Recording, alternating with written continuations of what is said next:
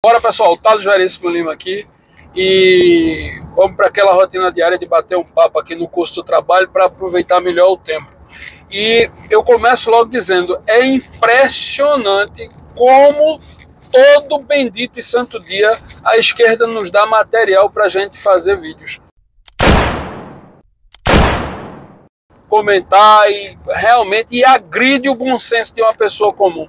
Né? O senso médio do cidadão comum, que deveria ser o que baliza a sociedade, né? O senso do homem médio, isso é agredido todo dia, toda hora, todo instante, por todos os entes do Estado e principalmente a esquerda. Ontem, se vocês observaram bem, teve uma censura, um áudio sendo veiculado aí, rodando nos grupos de WhatsApp, inclusive em vídeos de Lewandowski, censurando, justificando uma censura do vídeo Teatro das Tesouras do Brasil Paralelo, que, por sinal, é um documentário, não é uma obra de ficção, é um documentário. Pessoal, para quem não sabe a diferença, ou quem tem dúvida, uma obra de ficção, ela sai da cabeça do roteirista, né? Já está dizendo, é uma ficção. O roteirista foi lá, escreveu, agregou fatos que não existem, ou talvez até inspirados na realidade, mas que não refletem exatamente a realidade. Um documentário são fatos ocorridos, passados e comprovados. É um documento em áudio e vídeo, em filme. Então, não pode ser objeto de censura, né?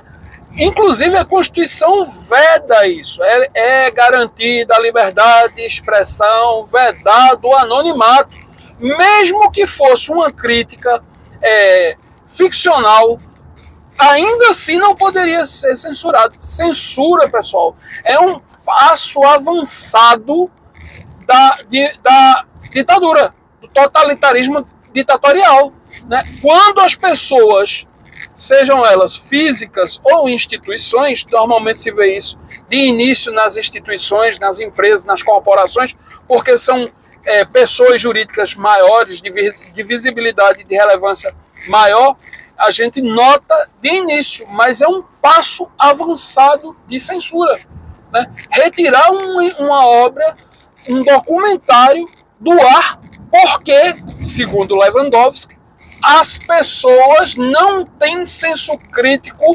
razoável para compreender o que foi ali relatado. Isso é absurdo. Isso é um juiz ter que me dizer o que eu posso ou não ver ou ouvir, porque, segundo ele, eu não tenho senso crítico suficiente para discernir o que é bom ou ruim para mim em decorrência daquele vídeo. Eu acho que isso cabe a mim, né? E se eu fosse menor, caberia a meus pais, e não a um juiz, seja lá de que corte for, dizer o que é bom ou ruim para mim. Daqui a pouco ele vai dizer o que eu posso comer, o que eu posso ler, para onde eu posso ir, se eu posso permanecer em tal lugar ou não, né? Começa assim, como eu estou dizendo, pessoal. Isso é um passo bastante avançado, a censura, da retenção, da retirada das liberdades. E isso está acontecendo nos nossos olhos, vistos agora, nesse minuto, não é amanhã. Foi ontem, no dia de ontem. Né? Então, o que é que acontece?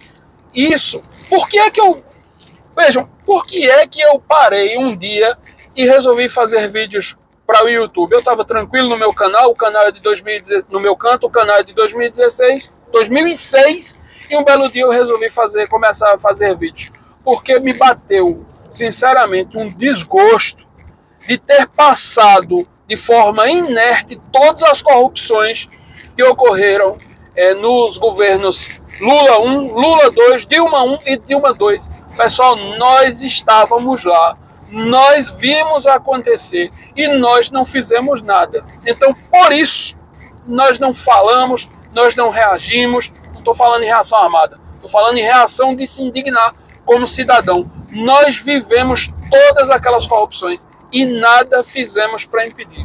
Então, agora estamos na iminência de tudo ocorrer de novo com o candidato cachaceiro. E mais, nós estamos vendo acontecer censura, flagrante censura, que é um dos aspectos, um dos comportamentos de um regime ditatorial, sendo causado por uma corte de justiça que deveria garantir o direito às liberdades, né? Deveria garantir o que determina a Constituição. E está claro que é garantido o direito de se expressar, vedado o anonimato.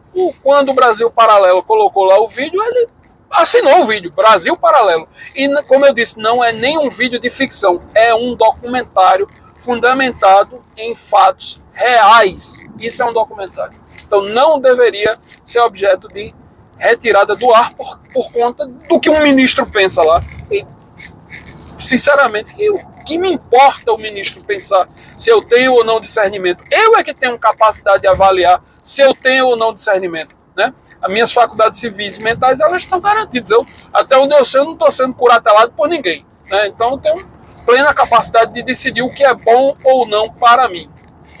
Mas como se isso não bastasse, eu digo, como eu disse, a esquerda nos dá muito material para a gente fazer vídeos aí. Se fosse fazer vídeo, dava para fazer 10 por dia. Pessoal, isso é um absurdo, né? CPX, Lula com um boné CPX na cabeça. Aí diz, não, é complexo alemão. Tá bom, mas é muita coincidência, né? Complexo do alemão, aí CPX, cupincha e comando vermelho. E o boné é vermelho, com letras vermelhas. E como se não bastasse as coincidências, apreendem um fuzil com a sigla CPX, né? Rua 12, só faltava ser Rua 13. Só faltava aí ser Rua 13 o fuzil, né? E mais ainda, cores, fuzil, e o danado do candidato cachaceiro consegue entrar sem nenhuma segurança onde nem a polícia consegue, que é o complexo alemão. Teve aquela invasão lá deviam ter mantido aquela ocupação lá da Marinha naquela época que a gente viu. Parece que teve 3 dias de paz e o resto voltou à bagunça de novo. Fazer o quê, né? Então o que acontece? O candidato cachaceiro do Lula bota um boné dizendo que é um boné do complexo alemão. Tá bom, se fosse esse o motivo, né, se não houvessem tantas coincidências como ser vermelho, como ter 2 procurados aí, eu não vou nem dizer o nome, com o CPX também como vulgo, né, como alcunha, né, ter sido apreendido um fuzil na Rua 12, para terminar de lascar, devia ter sido apreendido na Rua 13, para configurar de vez o link, o vínculo, e mais ainda, né, o danado consegue entrar sem nenhuma segurança, onde nem a polícia entra. É impressionante essas coincidências de Lula, né? Realmente é uma institucionalização da cleptocracia. Nós já experimentamos a cleptocracia no Brasil, na era PT. Lula 1, Lula 2, Dilma 1 e Dilma 2. Quem tiver um pouquinho mais de paciência, vá lá e veja Petrolão, Mensalão, escândalo do BNDES, fuga de capital para investimentos em outros países, Angola, Porto de Mariel, metrô de Buenos Aires e por aí vai. Então, é isso que você quer de novo? Ou você prefere um candidato que pode não ser o cabo mais educado do mundo? Não quero nenhum candidato para estar me causando afagos, me fazendo afagos. Eu quero que governe bem, sem roubar. E de preferência, se puder dar uma volta no Camaro da PRF, pense numa coisa que eu ia querer também, né? Então, a gente tem que votar em Bolsonaro, não porque ele é uma pessoa mais educada do mundo. Não me importa, eu não convidei ele para ir tomar cachaça lá em casa, para fazer churrasco no final de semana comigo. Nem convidei, eu tenho certeza que ele não ia. Então pouco a gente vai ter provavelmente nenhuma aproximação nos próximos 4 anos. Se tiver bem, se não tiver, ótimo. Eu quero é que governe o país bem. Eu vou votar em um candidato a presidente para governar o país sem roubo, sem associação ao crime, né? É isso, para isso aí que a gente quer um candidato.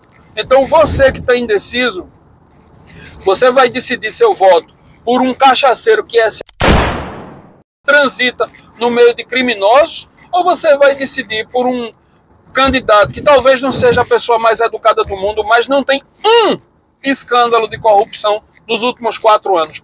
Quando você viu isso? Que eu me lembre, de Sarney para cá, todos eles tiveram diversos escândalos de corrupção. 3 por semana. Né? Então, ou você vai ficar em sua casa esperando alguém decidir por você e depois ficar 4 anos reclamando porque está ruim, porque você foi omisso e ausente. Então, levante-se de sua casa no próximo dia 30 e vá votar. Vote no presidente Bolsonaro. Vote em 22. Garantam que os próximos 4 anos sejam tranquilos e em paz, como foram os últimos anos do governo, dos últimos 4 anos governados por Bolsonaro. Vamos ter pelo menos 8 anos de sossego. Garantam isso. Vocês que estão em dúvida, nós precisamos do seu voto. Precisamos que você levante da cadeira no próximo dia 30 e vá votar 22. Vocês viram que por omissão as urnas declararam na apuração que houve quase 30 milhões de votos de abstenções, quase 30 milhões de abstenções. Por conta dessas abstenções, se você foi um deles, foi por esse motivo que o criminoso cachaceiro do Lula está fazendo e desfazendo agora, inclusive decidido a prender o general Pazuello, que foi eleito agora, inclusive. Então, por conta de omissão, porque se você que foi omisso, tivesse ido votar no último dia 3, no primeiro turno, 2, a gente não teria passado por essa questão agora de segundo turno. Bolsonaro teria sido eleito logo no primeiro turno. Então, no segundo turno, levante-se da cadeira e vá votar. Vote em Bolsonaro 22 e garanta mais 4 anos de um governo sem corrupção. Sem corrupção. Do contrário, estaremos fadados a passar uma nova era da cleptocracia e bandidolatria do PT. Entendeu? Não permita isso. Vá votar. Um abraço, tchau.